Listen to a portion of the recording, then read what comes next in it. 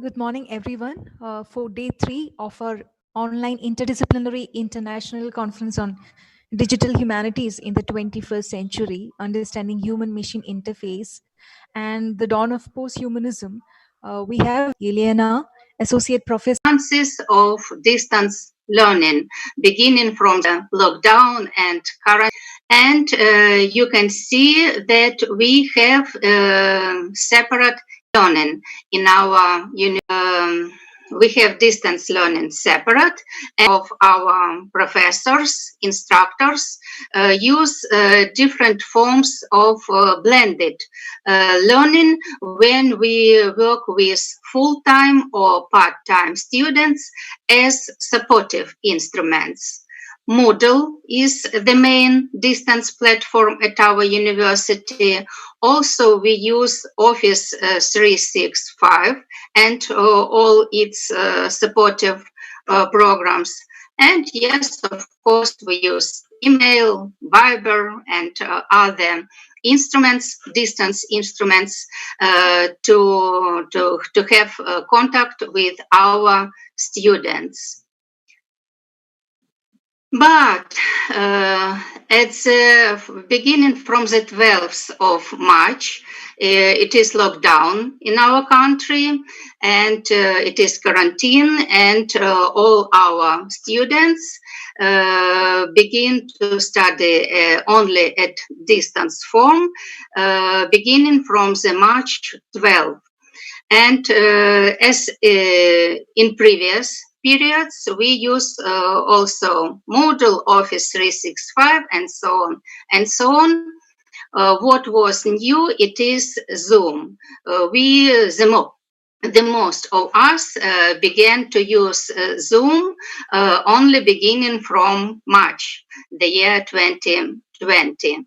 And the whole semester was in distance form, and we had online diploma defenses in groups, in teams, Office 365. And in June, our full-time and part-time students passed exams also in Moodle. So we had a great experience using only distance learning from March 2020. But, to be honest, the most of our professors, instructors, and me too, of course, we were not fully prepared for organizing the studying learning process only in a distance form. First of all, as for me, I thought that maybe quarantine will be up to April or up to the beginning of May or up to the beginning of June. And I hoped that I'll have possibility to cooperate with my students, not only online, but offline up to the end of the semester. But things are another, and nowadays we have quarantine in our country up to the end of the summer, to the September the 1st, and nobody knows what will be from the September. Will we work online or offline or in some blended forms? And as I said, professors, instructors were not ready for organizing work in distance form, and our students were not ready too.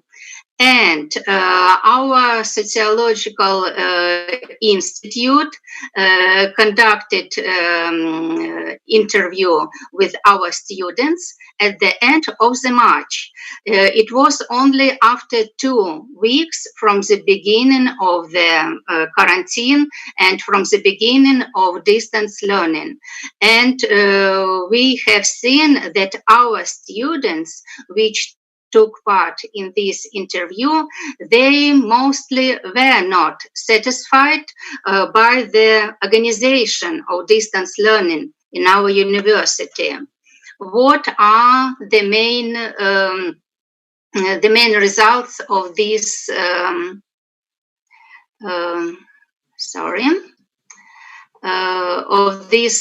interview? You see that nearly 1/3 of students were from the first year bachelor's degree, and less part of students were from the master's level. And I think that the most answers when students were not ready or were not satisfied by the distance learning organization were the students from the first year, because it was their first year in the university and they were not ready to work only in a distance form. And some results of this interview. You see that nearly half of the students were rather or fully satisfied by organization of distance learning in our university, but at the same time, nearly 1/3 of students were not satisfied by the distance learning organization. About difficulties, you can see that more than half of our students had difficulties in using distance technologies. What were these difficulties? A lot of students' answers were about hard deadlines of their tasks, completion. Not all professors had clear requirements how to students' tasks have to be completed.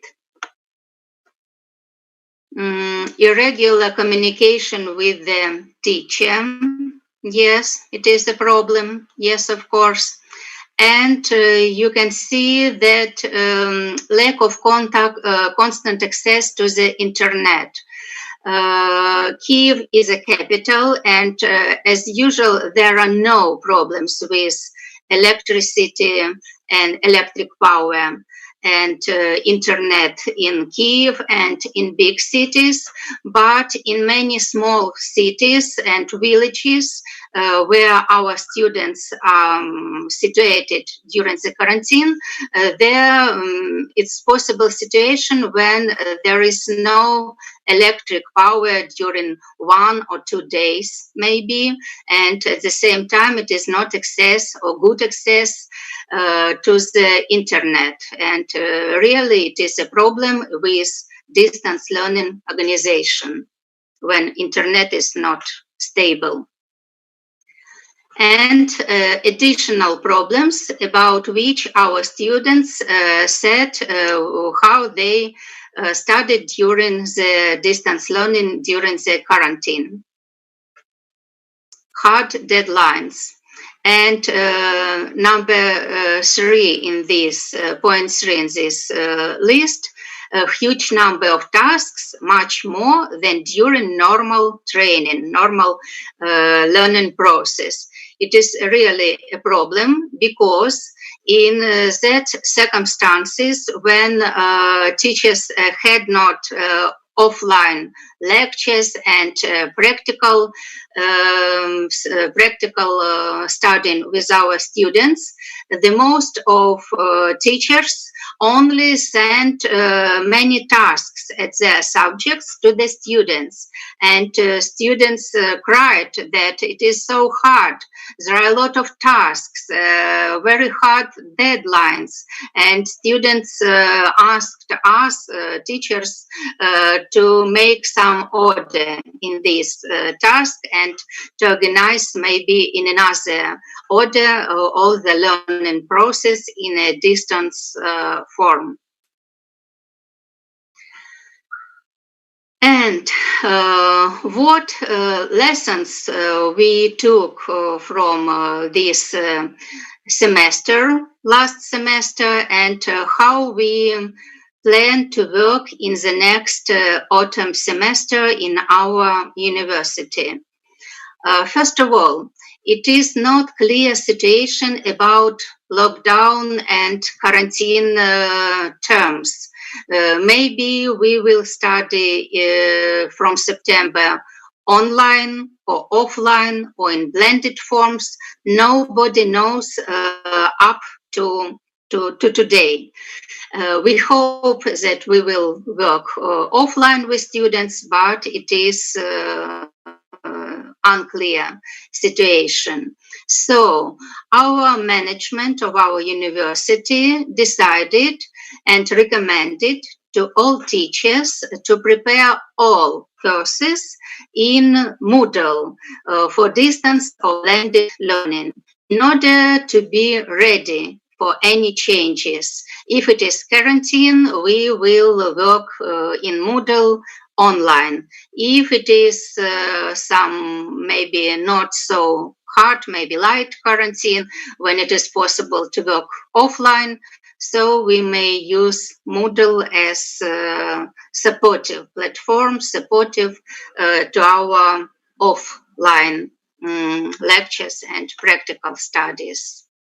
And what is very important, very clear schedule has to be prepared for all online classes at the same order as offline classes, because it was not order last semester. Each teacher prepared their online classes at the time when it is appropriate and comfortable for the teacher. So it is very important to have a very clear schedule for all online classes, the same as offline.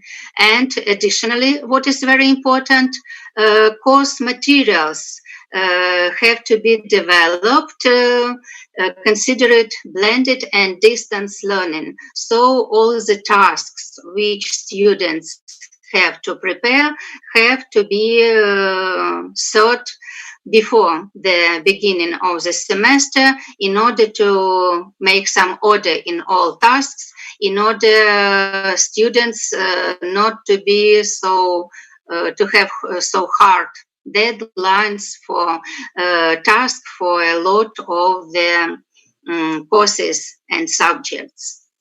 So it's all my presentation. Thank you very much for your attention, and I'm ready for your questions and for your feedback, maybe. Thank you very much. Thank you, Professor Yelena. If we'll wait for the questions to come in the chat box. Yes, yes.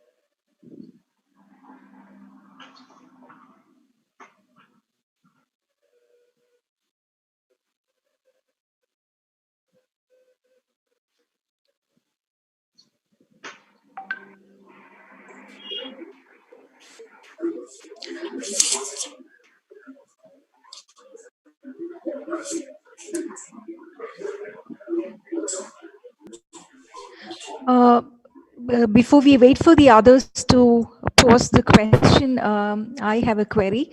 Do you think this is going to be feasible for all these students? You mentioned about the huge gap between the city and where students have access to internet, uninterrupted internet, and whereas in the suburban areas, this is not so. So do you think this would be a feasible attempt to have this kind of, you definitely mentioned about blended learning, but then moving online is going to be a possibility for the future as well. Yes, yes. Um, it is this situation we could not affect in any order for this situation, but we have to take into account to pay attention and for this situation. And for example, when we put very hard deadlines for our students, for example, when we ask our students to make some task, for example, in 2 days, we have to be ready that some students, not all, not a huge amount, but few students, taking into the account internet interruption and electric power in an unstable supply, we have teachers have to be ready to be very flexible with these deadlines. And when we made interview with students, many students answered about this situation, that yes, we have very hard deadlines, but in some circumstances we have to make some steps for the students and pay attention for their situation and for their circumstances. And have you ever wondered about the future of the kind of education that we will have? Of course, we do not know how it's going to be, but then we can still think about the way things are moving. Because I remember while I was teaching at my previous university, I did read about the situation where the school students are taught by robo, and teachers are considered only as facilitators and not really teachers.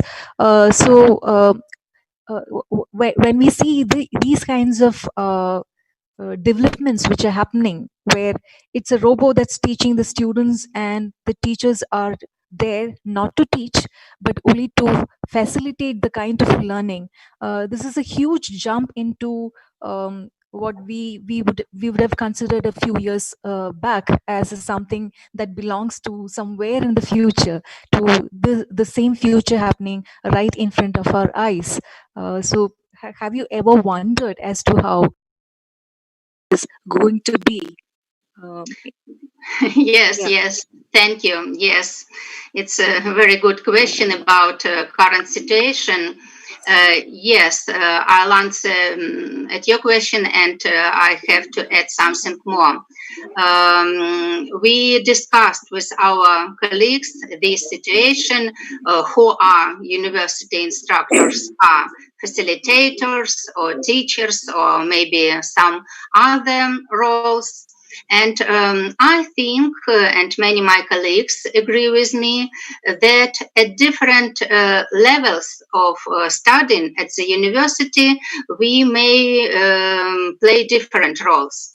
For example, at the master's level, when students are more adult, more experienced, it's really better to facilitate their activities, and we have a lot of group work with our students, when really we can say that instructor, teacher is a facilitator maybe. But if we say about the first year bachelor degree, as usual, they are not ready to be to work without teaching assistants, and our interview showed this when our students answered that that they need more cooperation and communication with the teachers. They need teachers to explain some things, to show how to do some tasks. So I think that At this case, we have to divide students and our forms of organization or work at different levels of education. And when the COVID, when quarantine limitations began in our country, me and my colleagues were very disturbed about what is the future of higher education in our country. Why? Because if we organize all the studying learning process online, it doesn't matter for the student to study in Ukraine, in Kiev, or to study in Europe or in United States of America, and so on. And we are very disturbed about the new entrance for our university from this summer. Up to now, the situation is very similar to the previous year, but I disturb because if distance learning will be used the next semester and maybe the next academic year, it is a big question about the future of higher education, for example, and universities being for in our country. Maybe I don't know how about India or our other countries, but in Ukraine it is a problem because nowadays when Ukraine is not a member of European Union, but we have border, for example, with Poland, and Poland is a member of European Union, and a lot of our offline students go to Poland for study, for higher education, because they will get diploma of European Union. So it is the problem for offline students. I think that the main problem may occur with online students too. Yeah, there are many such instances happening because I know a friend who is offered scholarship and admission at Harvard University, and then because of the current situation, they are still at Kerala, and they'll be completing their coursework from Kerala, and then probably if things go better, then they will get a chance to travel to Harvard and then complete their course. So it almost looks like even though you might be getting a degree from there, and we just wonder as to whether university is just the education, or is it something more than just the education that is imparted in the classrooms, because there are a lot more things associated with education. That's not just as far as we understand till now, we have understood till now, it's not just limited to the kind of activity that happens within the four walls of a classroom. So yeah, we have a couple of questions that have come up. Dr. Miniam Abraham asks this question: how can we try to bridge digital divide? Again, something. Please help me to explain what does it mean, digital divide? Digital divide would be the one which you have already mentioned about how people who are introduced to technology, who come from a very privileged background, who might know about technology, or they have the technological know-how, and some students who are left out of it. Also, the whole idea about how the rural versus urban is divided when we look into the digital scenario right now. So I guess this is the question that she is trying to address. Yes, thank you very much. for explanation. In our conference materials, I have read about a situation when students are very profound in digital technologies, and how teachers are ready for this situation. From my point of view, from my own teaching experience, there are a lot of situations when students from the very beginning, from the first bachelor level and first year students, they are very profound in some digital instruments, gadgets, and so on. But at the same time, they may be not familiar with distance platforms which we use in the university, and some of them may be very good, maybe hackers in other spheres, but they have some difficulties when they begin to work in Moodle, for example, in Office 365, Teams, and so on. And very often students have questions for teachers how to use these or this digital platform in their educational process. One way how to solve this problem is to propose special courses for our first year students as introduction for distance technologies and platforms which we use in our university. Nowadays, our students learn, for example, Office 365 and some other distance platforms, but at the third or even at the fourth year or at the bachelor level. Sometimes it is too late. But this year we organized our students' diploma defense in the Teams Office 365, and the most of students of the last bachelor year, they were ready, they knew this platform, and there were not problems with organization of this process. Is it right? Yeah. So we have the next question. This is from Luku Morang. He asks, ma'am, do you think open book examination can be the best alternative to evaluate students in this scenario? Yes. Some of my colleagues use open books examinations during few years at offline format.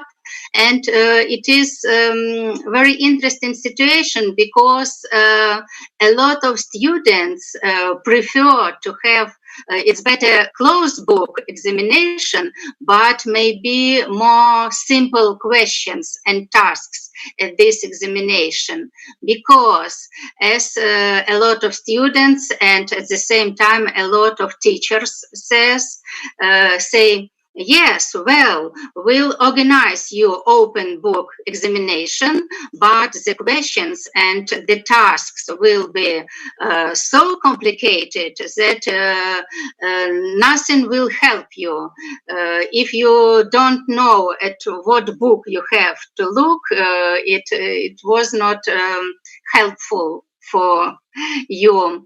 This year at our university, I think it is not the best experience.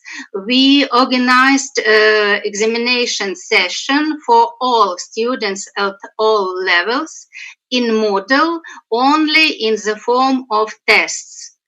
As for me, I do not like tests at all. I use them only as a supportive instrument, but my opinion about tests at examination session, it is not appropriate and not good for all disciplines. For example, for my disciplines, business strategy and strategic management, tests, it is only about theory or methodology, maybe. But as usual at offline exams, I use case analysis. So, and when we use case analysis, yes, it is possible to use open book examination. Are you Okay. satisfied? Yeah, yeah. We still have certain practices, even in some of the universities in India, where teachers give you a whole week. I'm sure in universities like FLU, University of Hyderabad, JNU, there are professors who give you a whole night to sit and write. Uh, and because they are looking at how you analyze, how it's more about what you read, sorry, it's more about how you read than what you read. So they provide you with options of open book examinations. So this has happened in some of the universities in India as well. Yeah, moving on to the next question. um, Ma'am, what do you think about the knowledge quotient in online learning? Will students acquire the values needed for life? Uh-huh. Yes, just a moment, please. Uh-huh. Using distance learning, many platforms and instruments, as Zoom, for example, provides the possibility of group discussion. For example, when students may discuss any tasks and cases. In this case, we can say that even distance learning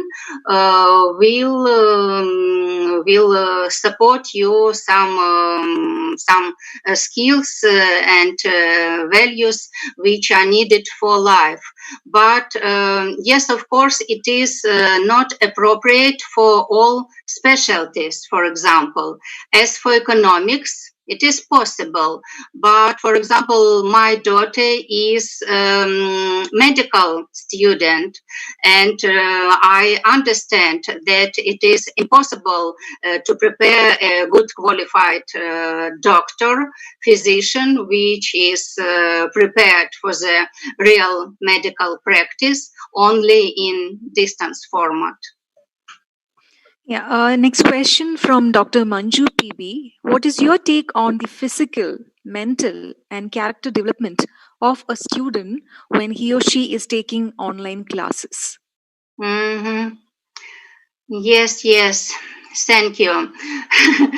First of all, me and my colleagues discussed about the impact of distance learning on the teachers' physical, mental, and so on health.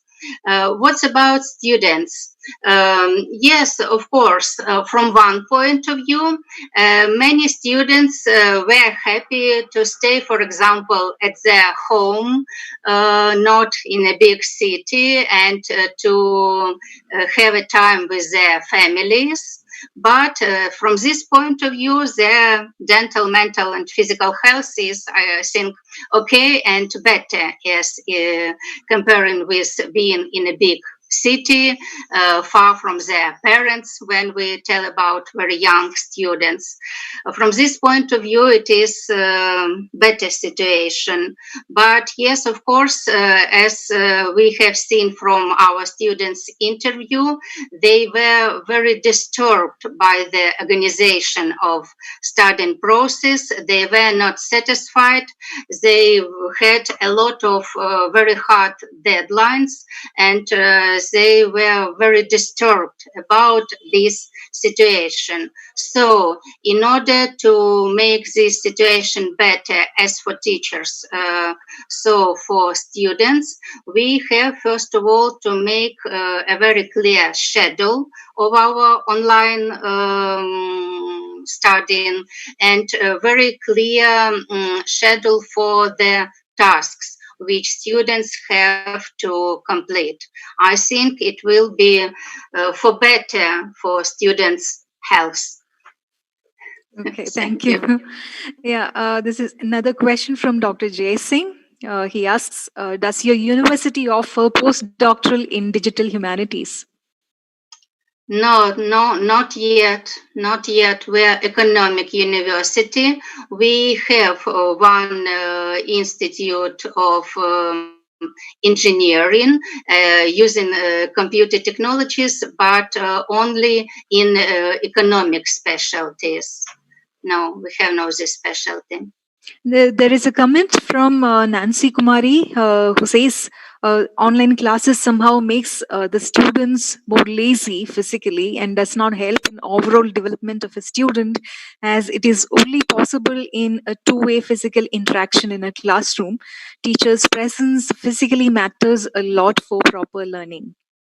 So, Yes, yes. Thank you, dear colleague. Yes, I fully support your point of view. And not only teachers, but also students, they always emphasize that, yes, it is very important. And it is another question about, for example, students' fees. If our full-time students pay for their education and they have no physical connection with the teacher, they ask a question about their payment, why they have to pay for the full time classes, because the payment for distance learning is the same as for part-time students. It is less than for full-time students. So there are two sides: economic side, and yes, of course, emotional side. Yes, of course, as a university instructor with more than 20 years working experience, yes, of course, I prefer to interact with students in class. Of course, it's better than online. okay, thank you, Professor. Now I invite Professor Joji KV to deliver the vote of thanks. Over to Professor Joji.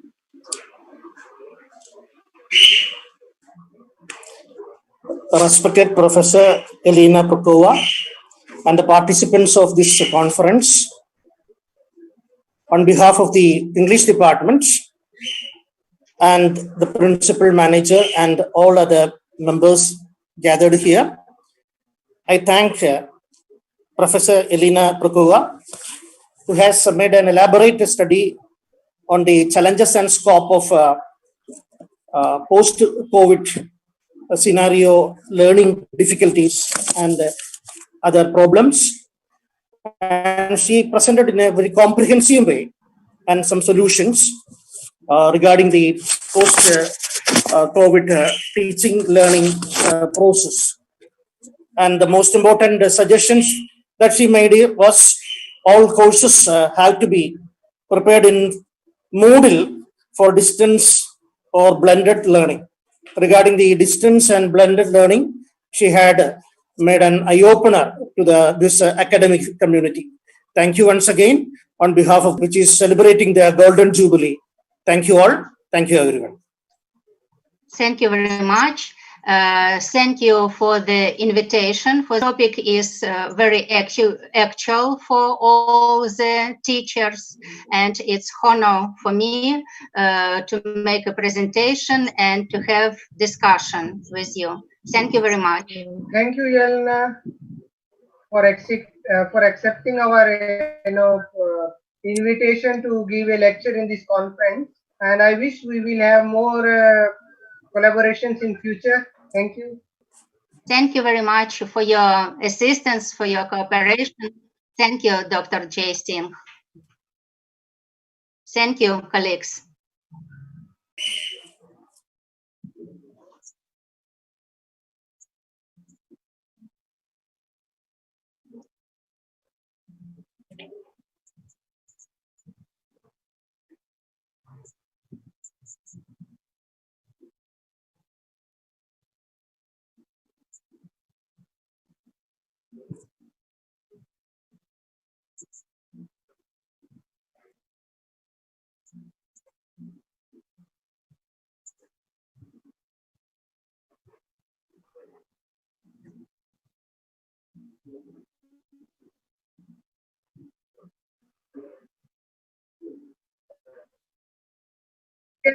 Yes.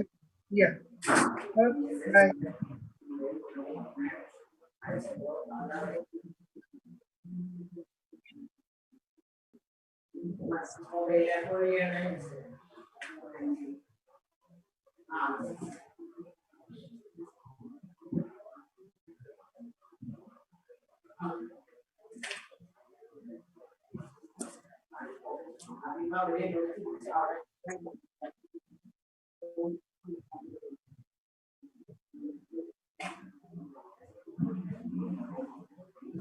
ആ rose നന്നായിട്ട് ചെയ്തു കേട്ടോ. Rose വളരെ confident ആയിട്ട് ചെയ്തു.